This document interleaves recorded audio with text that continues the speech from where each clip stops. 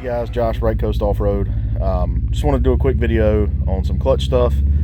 Something we've said on social media before, but I don't think we had a YouTube video on it. So while we had this apart, we were going to show you guys if you're running super hard clutch weights like these, where the weights don't ever wear, this is what you're going to get. This was not much over 1,000 miles. And that roller is cooked. You can see that gigantic groove in it. So if anybody ever wonders why we don't make our weights super hard, we can make a weight that doesn't wear. That's easy. But if you make a weight that doesn't wear, you end up with cooked rollers just like this. And now you've got a $1,000 clutch that's ruined. So the customer's going to have to send this off or just get a new clutch. But nonetheless, quit running super hard weights. One other thing I wanted to touch on is these are the stainless shims that same company uses. Something that everybody should pay attention to, and I know this will probably go over some of y'all's heads, but it shouldn't be too hard to Google it. This clutch weight is carbon steel. Pretty much every clutch weight you get from a KRX is going to be carbon steel, tool steel, carbon steel, whatever you want to call it. But it's carbon steel because it has a high percentage of carbon, which makes it good, strong, heavy for what we're using it for. What you don't want to do is put a stainless shim right beside it. And again, you guys can Google this. Stainless steel and carbon steel should not touch each other because of a process called bimetallic corrosion or galvanic corrosion.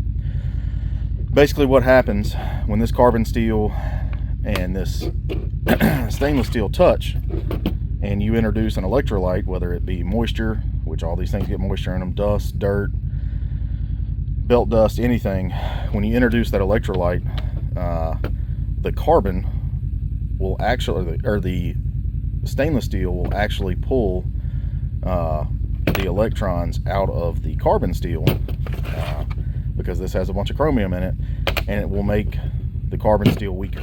So is it going to happen overnight? No. Can it happen? Yes. That is exactly why we didn't use a stainless shim. We used high performance, high wear nylon washer on the outside of our weights. So it still stops your clutch wear, but you're not getting metal touching anything else. Again, the big thing is just don't use stainless because of the galvanic corrosion. And again, you guys can look that up. But we use high strength, high performance nylon washers, and that they've been working really good for us.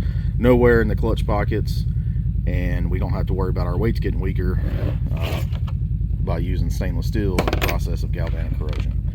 But moral of the story, if you're running super hard weights like this guy was, just check your rollers out, because you don't want to saw one of those in half, and that one's getting pretty deep. So yeah, there you go guys. We make our weights as a wear item just like Kawasaki says they should be. Correct maintenance and everything else, you're looking 4,000 miles depending on your ride conditions on a set of our weights. These weights will last forever, but if it's sawing through your rollers and everything else in the clutch, what's the point?